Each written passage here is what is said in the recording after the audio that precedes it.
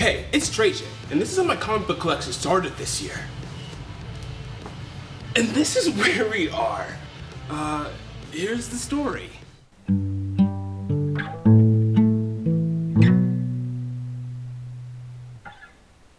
And dramatic shelf entrance. Awesome. I am testing out my gimbal here, and I've tried to do this video a couple times now, and I'm going to do this a little against my initial intentions. I admittedly am not going to go through every single one of these books. As you might be able to tell by a third camera position, this video really did not go how I was expecting it to go. I really wanted to build something that I would also watch. I don't typically watch videos that are just people talking about their entire bookshelves, although those do have a place and those typically do help me fall asleep or, you know, like get through a couple activities throughout the day. I didn't think that was a video that I wanted to make. And also just standing there talking about every single one of my books, I think would have drove me crazy. So although I will grace you guys with some gorgeous, might I say, B-roll of my shelf showcasing a little bit of my collection, there are a handful of books that I've added since recording this, so maybe you'll peep them in the background. I wanted to share my thought process around buying a lot of these books to encourage people who might see those omnibus walls that it's not that hard to start picking up some of these books. If you like what I'm doing here, please don't forget to subscribe, and also if you can, give this video a like and a comment letting me know what you want to hear about next. But I'm trying to gradually figure out how to make space for all of these things. I'm a little concerned about the bowing of these shelves. I don't know if they were originally doing that. I kind of imagine they probably were not before these heavy books were placed on top of them. But I mean, it doesn't look, I don't think it looks crazy right now, and they don't seem like they're like cracking or anything. So hopefully they're all Gucci. If you're paying attention to everything, one thing you probably can notice is that they're mostly hardcovers. I wanted to, the first books that really started my collection, I did have a handful of these graphic novels. So like I had some Miles Morales books that I have put away. I had this Batman, Harley Quinn. I had, where is it? There it is. This Dark Knight Returns. I've certainly tried to collect a lot of those books that people describe as like must-reads. Like I recently got Mouse, I have Watchmen. Hawkeye felt like that to some degree for me. Just how often I heard people talking it up, that's obviously why. Dark Knight Returns was one of those first books that I read. But there's all sorts of different points of view that you can take on when trying to build out, you know, your collection and why you want to read a lot of books. You don't have to be pretentious like me and try and, you know, read the most scholarly options. You can just find a bunch of action stories that you really like. Read a whole bunch of superhero stuff or a bunch of romance stories. A little bit. I had a handful of books in my collection. I just hadn't read them properly. The books that really sparked my collecting were the Saga hardcovers. And so these ones were, I didn't realize that these were necessarily deluxe editions. I did see the trade paperback ones, but just the price of these ones in comparison and like the amount of the stories that I got, because you can see in comparison to these trades that I had to get to fill in my collection. I was like, this is worth it, and you know, I will like give this story like a really big chance, and I really loved it. So you know, it worked out. But it really did bias me towards kind of premiere, quote unquote, versions of all of these books. So you can see I have a lot of omnibus. These unfortunately are omnibus that I have not ready. I'm gonna get to these ones soon. I got these for pretty good prices used. And you can see kind of the whatever, I don't even know what this like gummy stuff is. I got them used from my shop that I work at. So I'm gonna clean them up a little bit more, give them some TLC. As with, I think, any kind of passion or hobby, the biggest influence in how many books that you bring into your collection is your position in life, where you are, who you know. Unfortunately, you might be in an area where there just aren't that many options to buy graphic novels or even comic books generally. There's only one comic book shop in my area right now, and to get to another one, I'd have to drive 30, 40 minutes. And that's inaccessible for a lot of people. The biggest reason why I have this huge collection is because I'm currently working at a used game store that basically functions like a pawn shop. Just we take in a whole bunch of stuff. And so with all of that, we take in a lot of comic books. And so on top of just working in a spot where I saw comics all the time and it was influenced to purchase those books, got a 10% discount off of it. You know, my boss was nice and let me keep book in the back. That's a privilege that I have and that I, am very cognizant of. That privilege also allowed me to be able to get all of these books for free. Hopefully I can say that without losing my job. So if you're not able to build the collection super quickly, that's okay. It may be harder for you to get your hands on a specific title just because of, where you are. But also at the same time, that's an encouragement to try and place yourself in as many opportunities as you can. If you're just sharing to random people that you really like, maybe not random people that you like comic books, but if you're just sharing with people who, enter into your life that you like comic books, try to know as many other people who are interested in comic books, whether that be a friend, a family member, or a coworker. You never know when you might be graced with someone's old books that they no longer want anymore. They may know an opportunity that you can go visit, or just, anything under the sun that may grace you with some books. And that kind of just goes for anything in life too. It just really pays to be nice to people. You may not get anything tangible from it, but you never know just like how those connections can serve you and just like build and change and grow. It never hurts to be nice to people as best as you can. But what's it called? That's where all of the omnibus proper came from. That's where the Why the Last Man omnibus came from.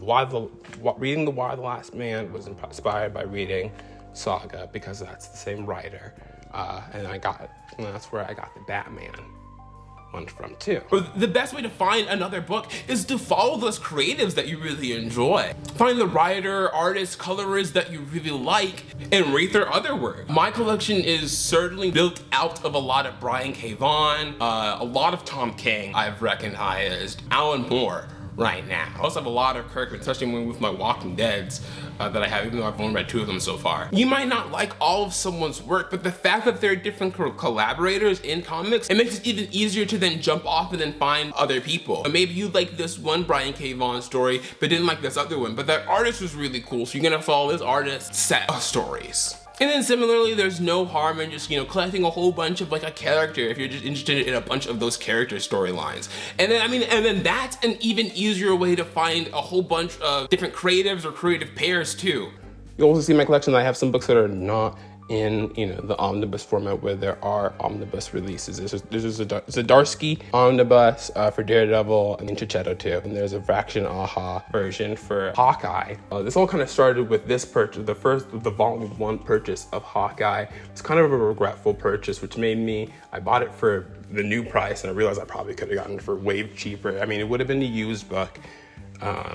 But it still would have been in nice condition. If you're buying new, you're certainly going to take, a decent hit. I don't always like turning to it as my option, but I can buy a lot of books from Amazon from a lot cheaper than I can retail or at a local comic store. So probably don't go buy your books at a big name like a Barnes & Nobles or a Walmart. Of course, that's the best option for you. I try to give it to my local comic book store if I can, or if not, if I'm really looking for that discount, then I will go onto Amazon. And if you're looking forward to a fairly pricey new release, I found in-stock trades and organic price books to be the best sources, especially when combined with codes from our partnered YouTube creators. Let's hope this turns into some foreshadowing. If you're trying to build a collection or read more faster, I would say the best option is to do that hunting at a used bookstore or stores that carry used books. Looking around a bookstore is going to be the best way to spark your mind about what you might be interested in reading. Just perusing the different options that you have available to you. But yes, going in person and just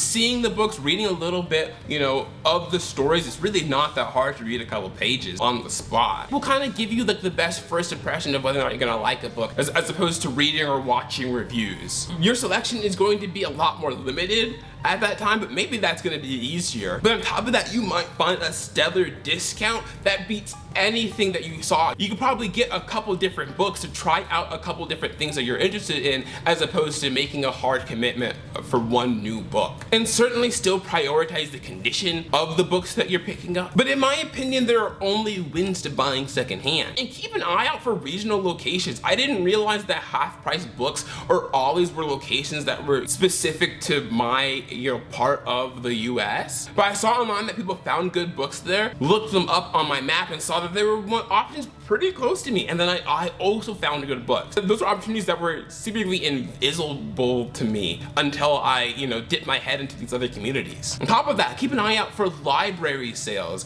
Occasionally libraries will, sell off some of their old books. I've only been able to hit up one, and I was visiting the location for a little bit, and they had already been running it for a couple weeks, and they said that they had sold all the comic books immediately. eBay too is a good place to buy books, but that's really more for like selected purchasing. Browsing is really dangerous on there too, especially if you see a lot of things that are for decent prices. It's kind of best to use that. I kind of use eBay as a compliment for when I'm searching for books elsewhere. Can I get this book for a better price here at eBay?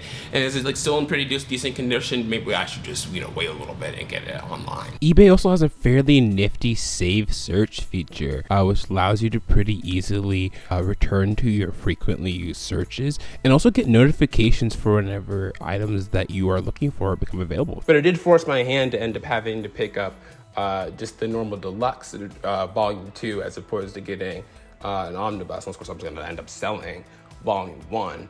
But it did let me know that I do kind of prefer it as a format. They're just easier to hold and carry around and read.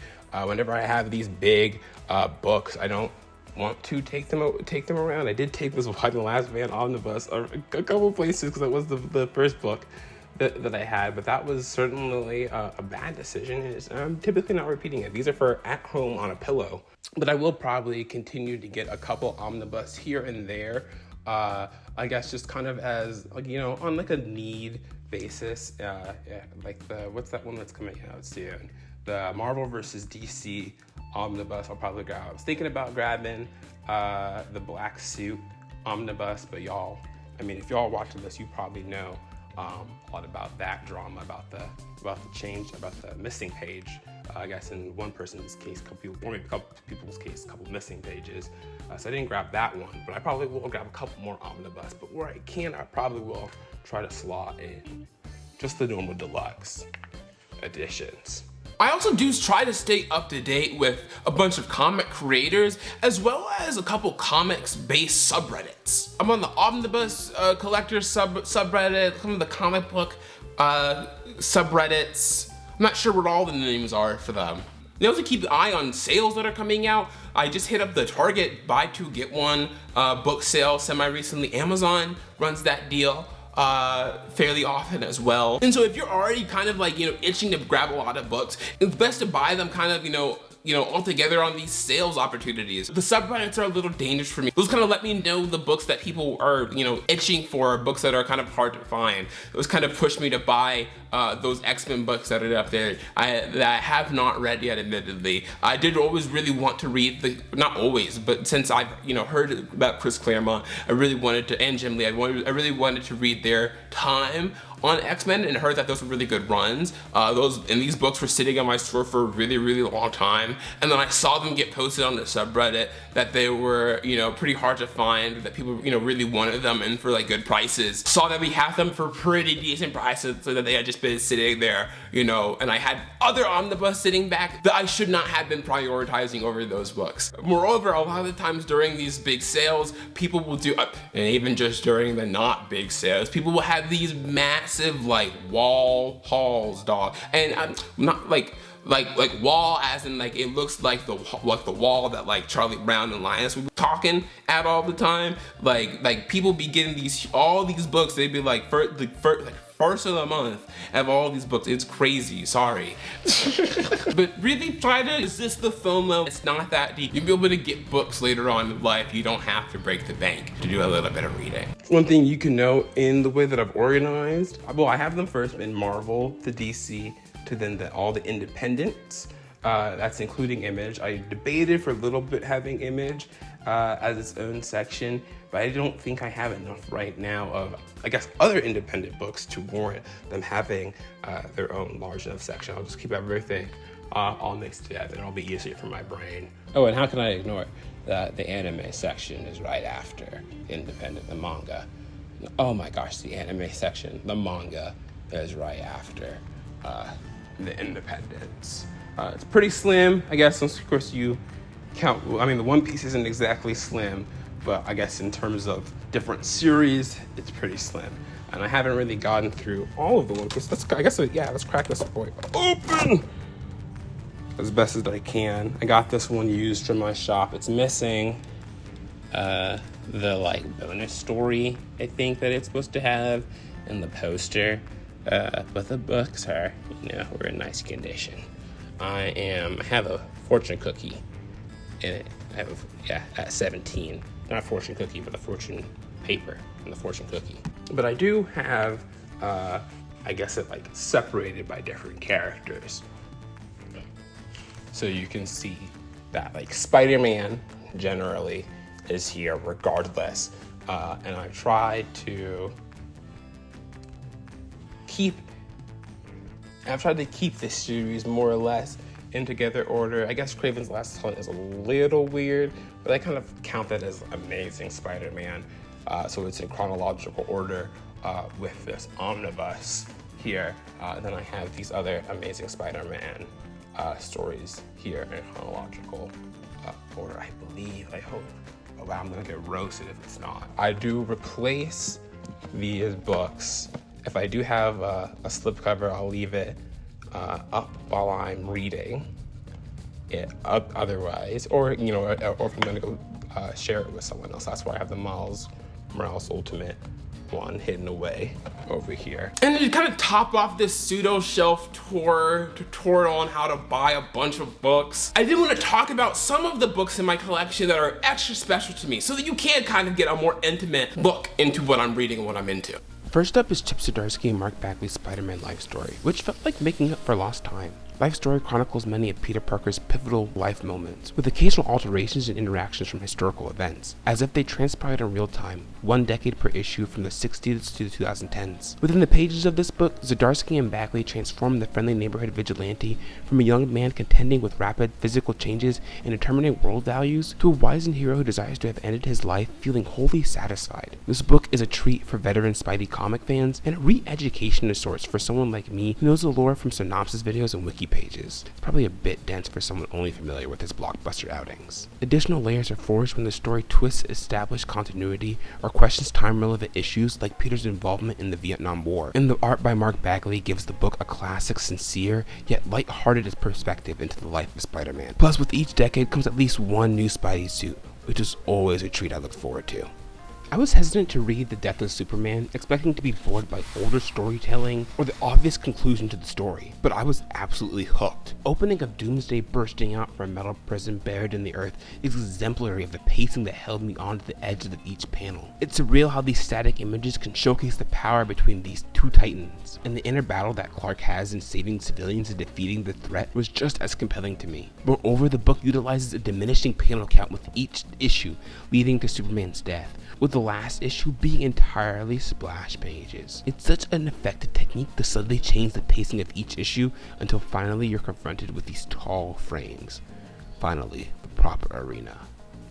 Man, I just love me some Power Rangers. When I was a kid, Power Rangers was my favorite. Full stop. I would fight alongside the Rangers on my screen, dramatically falling when blasted by explosions. I was rolling deep in Megazord, and I still pump up those theme songs. This book features the Mighty Morphin team, which while I had a few episodes of that series on VHS, they weren't my Rangers. This really gave me all the vibes I used to love as a kid. There's something infectious about vibrantly colored, totally not space cops, besides SPD, which is unabashedly space cops, beating up baddies and learning how to be better friends. The book starts off right after Tommy joins the team as the now benevolent Green Ranger, but there's still remnants of Rita's evil in him. Conflict that Tommy's ambiguous allegiance builds in himself, and then with the rest of the team, felt like a sincere lens of youth, facing group conflict, with attempts to overpower and morally grandstand each other. But I was not just there for the teenagers with attitude. I love the fight sequences, which have just the right amount of cartoony charm and sci-fi gravitas. The highlight was how the fights were able to break the formula of what happens in the shows. I was too giddy to see the Power Rangers craft battle strategies, with some of them on the ground,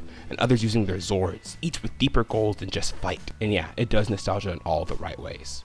Highly recommend. Thank you so much for getting to the end of my video, and thank you Max Hydra for the suggestion. Sorry it took so long for me to pump this out for y'all. Like I said, there was kind of just like a confusion about what I wanted this to be, mixed with being busy with life, but I'm glad that I was able to get it out. I'm gonna work as hard as I can to produce videos for this channel because it's something that I'm passionate about and I want to continue doing regardless of the results. But I still would really appreciate you guys subscribing to my channel to keep up with what I'm posting, giving it a like to support this video, and commenting about what you've liked about this video, what you liked about my shelf, and just any questions that you guys might have, any suggestions just like Max gave me about what I should do next in my videos. Anyway, this is Trey J signing off. I love you, friend. Have a good one.